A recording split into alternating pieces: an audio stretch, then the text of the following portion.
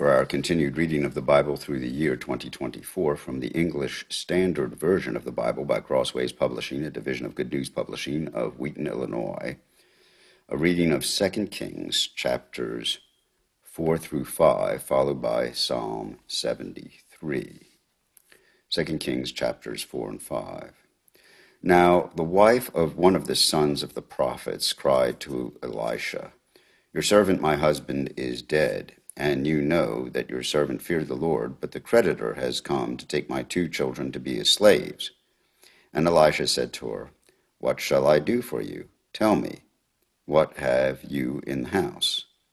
And she said, "Your servant has nothing in the house except a jar of oil." Then he said, "Go outside, borrow vessels from all your neighbors, empty vessels, and not too few. Then go in and shut the door behind yourself and your sons, and pour into all these vessels, and when one is full, set aside." So she went from him and shut the door behind herself and her sons, and as she poured, they brought the vessels to her. When the vessels were full, she said to her son, "Bring me another vessel." And he said to her, "There is not another." Then the oil stopped flowing. She came and told the man of God, and he said, "Go sell the oil and pay your debts, and you and your sons can live on the rest." One day Elisha went to Shunem, where a wealthy woman lived who urged him to eat some food.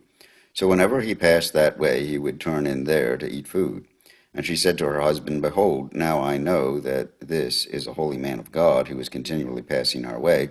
Let us make a small room on the roof with walls, and put there for him a bed, a table, a chair, and a lamp, so that when he ever comes to us, he can go in there." One day he came there, and he turned into the chamber and rested there. And he said to Gehazi his servant, "Call this Shunammite." When he had called her, she stood before him, and he said to him, "Say now to her, see, you have taken all this trouble for us. What is to be done for you? Would you have a word spoken on your behalf to the king or to the commander of the army?" She answered, "I dwell among my own people." And he said, "What then is to be done for her?" Gehazi answered, "Well, she has no son, and her husband is old." He said, "Call her." And when he had called her, she stood in the doorway, and he said, "At this season, about this time next year, you shall embrace a son." And she said, "No, my lord, O man of God, do not lie to your servant." But the woman conceived, and she bore a son about that time the following spring, as Elisha had said to her. When the child had grown, he went out one day to his father among the reapers, and he said to his father, "Oh, my head, my head." The father said to his servant, "Carry him to his mother." And when he had lifted him and brought him to his mother, the child sat on her lap till noon, and then he died. And she went up and laid him on the bed of the man of God, and shut the door behind him, and went out. Then she called to her husband and said, "Send me one of the servants and one of the donkeys, that I may go quickly to the man of God and come back again." And he said, "Why will you go to him today? It is neither new moon nor Sabbath." She said, "All is well." Then she saddled the donkey and said to her servant, "Urge the animal on. Do not slacken the pace for me unless I tell you." So she set out and came to the man of God at Mount Carmel. When the man of God saw her coming, he said to Gehazi his servant, "Look, here is the Shunammite. Run at once to meet her and say to her, 'Is all well with you? Is all well with your husband? And is all well with the child?'" And she answered, "All is well." And when she came to the mountain to the man of God, she caught hold of his feet, and Gehazi came to push her away. But the man of God said, "Leave her alone, for she is in bitter distress, and the Lord has hidden it from me and has not told me." Then she said, "Did I ask my Lord for a son? Did I say, 'Do not deceive me'?" He said to Gehazi, "Tie up your garment and take my staff in your hand and go. If you meet anyone, do not greet him. If anyone greets you, do not reply, and lay my staff on the face of the child." Then the mother of the child said, "As the Lord lives and as you yourself live, I will not leave you."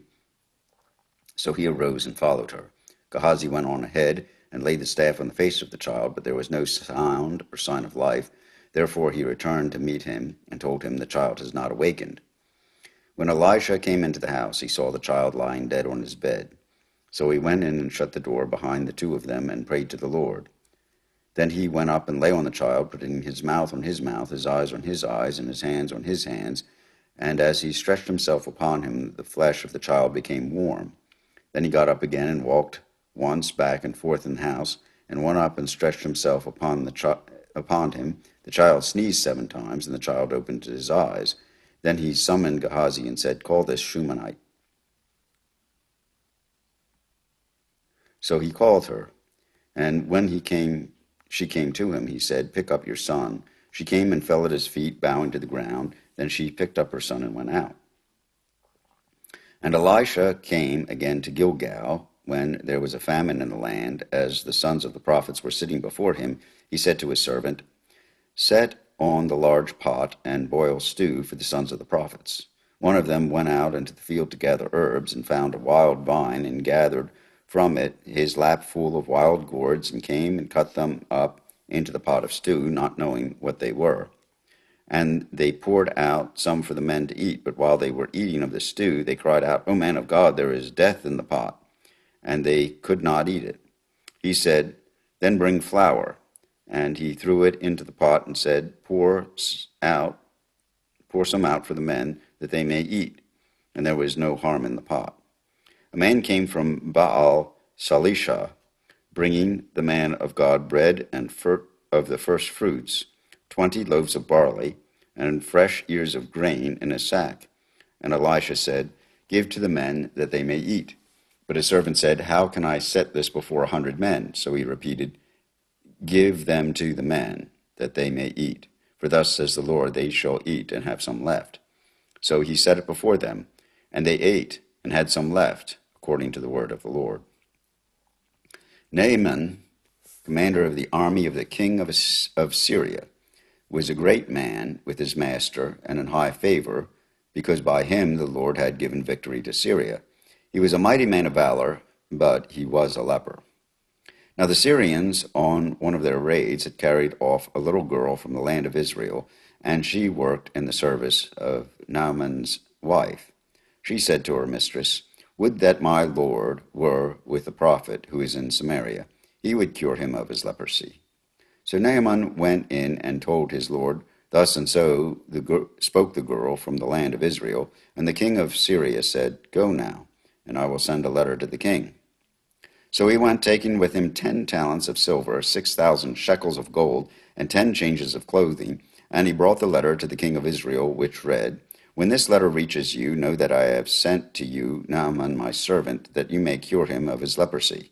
And when the king of Israel read the letter, he tore his clothes and said, "Am I God to kill and to make alive, that this man sends word to me to cure a man of his leprosy? Only consider and see how he is seeking a quarrel with me." But when Elisha the man of God heard that the king of Israel had torn his clothes, he sent to the king, saying, "Why have you torn your clothes? Let him come now to me, that he may know that there is a prophet in Israel." So Naaman came with his horses and chariots, and stood at the door of Elisha's house. And Elisha sent a messenger to him, saying, "Go and wash in the Jordan 7 times, and your flesh shall be restored, and you shall be clean." But Naaman was angry, and went away, saying, "Behold, I thought that he would surely come out to me, and stand and call upon the name of the Lord his God, and wave his hand over the place, and cure the leper. Are not Abana and Pharpar, the rivers of Damascus, better than all the waters of Israel? Could I not wash in them and be clean?" So he turned and went away in a rage. But his servants came near and said to him, "My father, it is a great word the prophet has spoken to you. Will you not do it? Has he actually said to you, 'Wash and be clean'?" So he went down and dipped himself 7 times in the Jordan, according to the word of the man of God, and his flesh was restored like the flesh of a little child, and he was clean. Then he turned to the man of God, and he and all his company, and came and stood before him. And he said, "Behold, I know that there is no God in all the earth but in Israel. So accept now a present from your servant." But he said, "As the Lord lives, before whom I stand, I will receive none." And he urged him to take it, but he refused. Then Naaman said, "If not, please let there be given to your servant 2 mule loads of earth. For from now on your servant will not offer burnt offering or sacrifice to any god but the Lord. In this matter may the Lord pardon your servant. When my master goes into the house of Rimmon to worship there, leaning on my arm, and I bow myself in the house of Rimmon, when I bow myself in the house of Rimmon, the Lord pardon your servant in this matter. He said to him, Go in peace. But when Naaman had gone from him a short distance, Gehazi, the servant of Elisha, the man of God, said, See, my master has spared this Naaman the Syrian, in not accepting from his hand what he brought. As the Lord lives, I will run after him and get something from him. So Gehazi followed Naaman, and when Naaman saw someone running after him, he got down from his chariot to meet him and said, Is all well? And he said, All is well. My master has sent me to say, There have just now come from me, from the hill country of Ephraim, 2 men of the sons of the prophets. Please give them a talent of silver and 2 changes of clothing. And Naaman said, Be pleased to accept 2 talents. And he urged him and tied up 2 talents of silver and 2 bags with 2 changes of clothing. And he laid them on 2 of his servants, and they carried them before Gehazi. And when he came up to the hill, he took them from their hand and put them in the house. And he sent the man away, and they departed. He went and stood before his master, and Elisha said to him, Where have you been, Gehazi? And he said, Your servant went nowhere. But he said to him, Did not my heart go when the man turned from his chariot to meet you? Was it a time to accept money and garments, olive orchards and vineyards, sheep and oxen, male servants and female servants? Therefore the leprosy of Naaman shall cling to you and to your descendants forever. So he went out from his presence a leper like snow. Here ends the reading of 2 Kings chapters 4 and 5. Psalm 73. Truly God is good to Israel, to those who are pure in heart. But as for me, my feet had almost stumbled. My steps had nearly slipped, for I was envious of the arrogant when I saw the prosperity of the wicked. For they have no pangs until death. Their bodies are fat, and sleek. They are not in trouble as others are. They are not stricken like the rest of mankind. Therefore pride is their necklace. Violence covers them as a garment. Their eyes swell out through fatness. Their hearts overflow with follies. They scoff and speak with malice. Loftily they threaten oppression. They set their mouths against the heavens, and their tongue struts through the earth. Therefore his people turn back to them and find no fault in them. And they say, How can God know? Is there knowledge in the Most High? Behold, these are the wicked, always at ease. They increase in riches. All in vain have I kept my heart clean and washed my hands in innocence.